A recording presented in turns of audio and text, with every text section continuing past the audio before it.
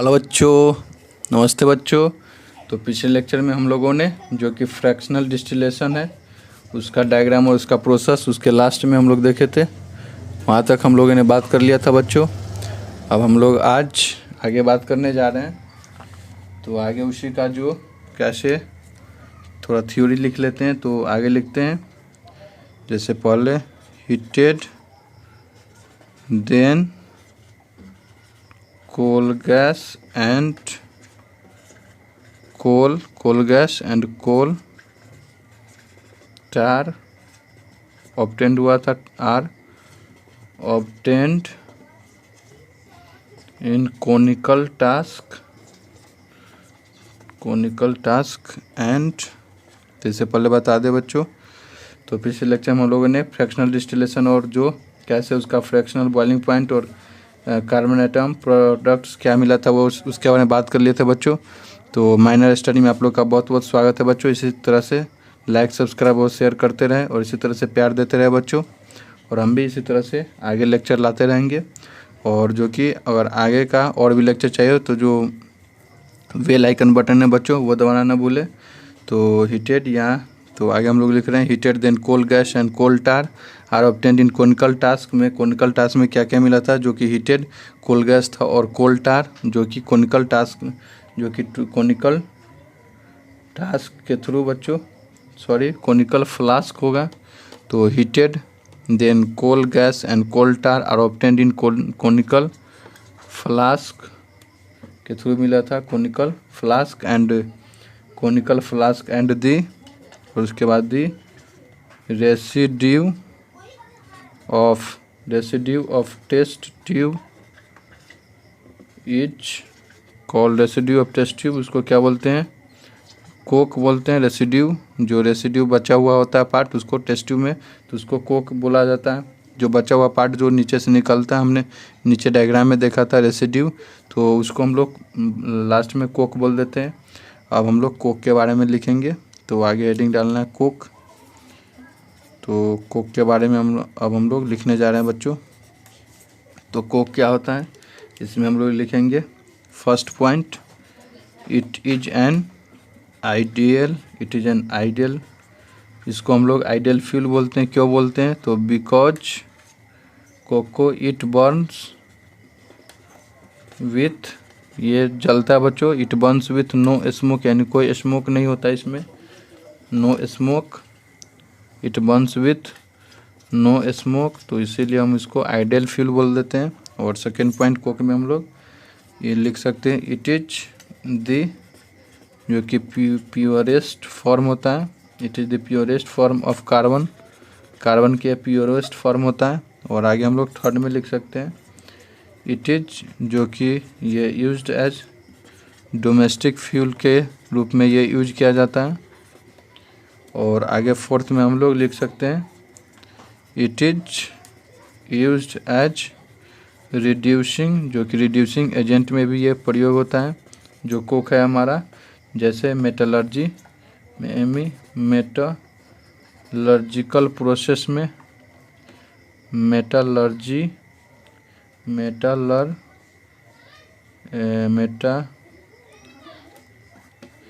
इन agent किसके जो कि मेटलर्जिकल प्रोसेस में।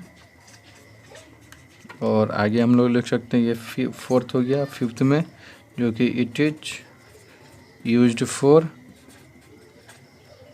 प्रोड्यूसिंग वाटर गैस को प्रोड्यूस करने में ये मदद करता है जैसे CO+H2 एंड ये प्रोड्यूस कौन गैस करता है and produce gas CO+ nitrogen. और सिक्स्थ पॉइंट हम लोग लिख सकते हैं इट इज यूज्ड फॉर ये किस लिए यूज होता है? Used for producing carbides produce करता है जैसे कि कैल्शियम कार्बाइड जो कि कैल्शियम कार्बाइड, और इसका फॉर्मूला होता है CaC2 कैल्शियम कार्बाइड। और सिलिकॉन कार्बाइड SiC। और aluminium carbide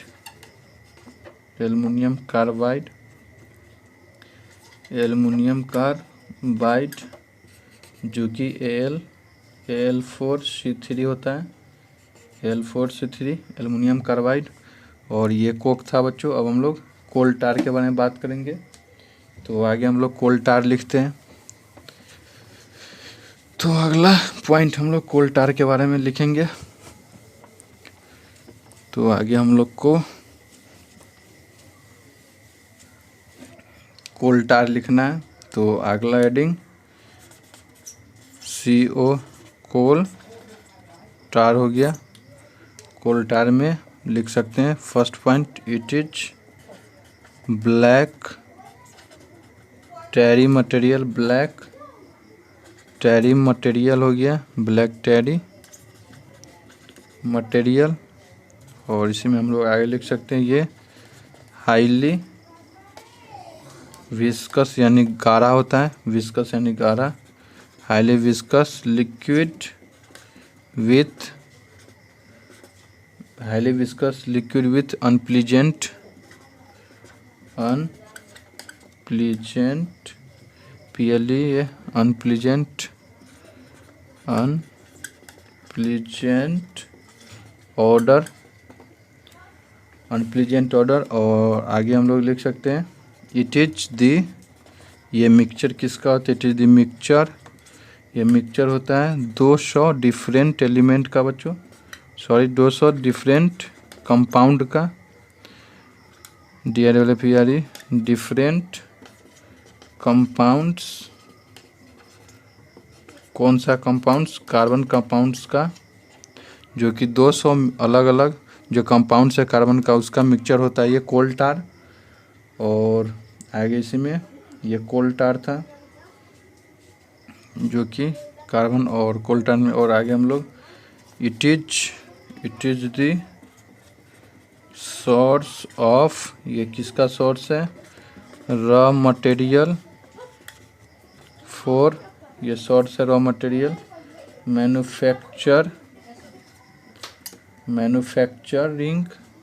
TER manufacturing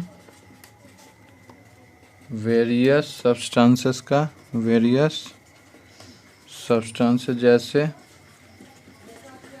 synthetic dies हो गया, सिंथेटिक डाइज, ड्रग्स और एक्सप्लोसिव जो कि बम हो गया बच्चों जैसे, और परफ्यूम्स बनाने में कोल टार का यूज होता है और एक्सेट्रा। तो कोल टार को क्या है, it is black tarry material, इसको बोलते हैं ब्लैक टैरी मटेरियल। और ये हाईली बहुत गाढ़ापन होता है जो कि highly viscous liquid with unpleasant order. और ये मिक्सचर होता है 200 डिफरेंट कंपाउंड ऑफ कार्बन का, जो 200 डिफरेंट अलग अलग जो कार्बन का कंपाउंड उसका मिक्सचर होता है कोल टार। और ये सोर्स किसका, raw material for manufacturing various substances like, जैसे किसका रॉ मटेरियल, ये रॉ मटेरियल है जो कि डिफरेंट सब्सटेंसेस ये यानी बनाने में मदद करता है, जैसे सिंथेटिक डाइज हो गया बनाने में, ये ड्रग्स बनाने में एक्सप्लोसिव मटेरियल, और परफ्यूम्स बनाने में ये कोल टार का प्रयोग होता है। और कोल टार हो गया। अब आगे हम लोग कोल गैस के बारे में लिखेंगे बच्चों। तो अगला हेडिंग कोल गैस लिखना है। तो कोल गैस, और इसमें कोल गैस में हम लोग लिख सकते हैं जो कि first point the constituent of coal gas are hydrogen. Coal gas का कौन कौन सा कंस्टिट्यूएंट है जो किससे सम्मिलित होता है, कोल गैस किससे बना होता है, जैसे गैस इसमें होता है हाइड्रोजन गैस होता है, मीथेन होता है एंड मीथेन कोल गैस में, और कार्बन मोनोऑक्साइड जो कि कोल गैस में पाया जाता है।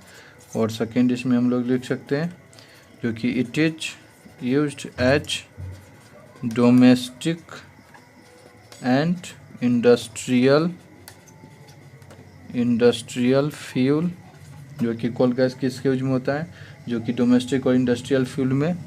और इसमें हम थर्ड लिख सकते हैं, ये यूज्ड एज किसके यूज किया जाता है, लुमिनेट फॉर डोमेस्टिक और स्ट्रीट लाइटनिंग। जैसे ये थर्ड हो गया, जैसे इट इज थर्ड में यूज्ड एज लुमिनेट और डोमेस्टिक और स्ट्रीट लाइटनिंग में इसका उपयोग कोल गैस का होता है, और स्ट्रीट लाइटनिंग। और फोर्थ हम लोग इसमें लिख सकते हैं, जैसे इट इज, जो कि यूज होता है, it is used for providing an inert reducing atmosphere, जो कि it is used for providing किसके, inert reducing atmosphere in reaction vessels and in certain metal extraction pressure extraction process. तो coal gas जो है it is use for providing, जैसे inert producing atmosphere provide करता है in reducing vessels में, और content क्या मेटल करता है, एक्सट्रैक्शन प्रोसेस। और यहाँ तक कोल गैस में हमने देख लिया बच्चों। अब हम लोग अगले लेक्चर में जो कि ऑकरेंस ऑफ कोल है उसके बारे में बात करेंगे। तो अभी के लिए इतना ही बच्चों। नमस्ते बच्चों, माइनर स्टडी में आप लोग का बहुत बहुत स्वागत है। इसी तरह से लाइक सब्सक्राइब और शेयर करते रहे बच्चों, और बेल आइकन बटन न दबाएं, सॉरी बच्चों, बेल आइकन बटन दबाना न भूलें। और तो अगर बेल आइकन बटन दबा लिए बच्चों तो आपको अपडेट है जो माइनर स्टडी से मिलता रहेगा, आगे का जो भी लेक्चर होगा वो आपको प्रोवाइड होता रहेगा। तो अभी के लिए इतना ही बच्चों। नमस्ते बच्चों, फिर से हम लोग अगले लेक्चर में ऑकरेंस ऑफ कोल के बारे में बात करेंगे। तो नमस्ते बच्चों।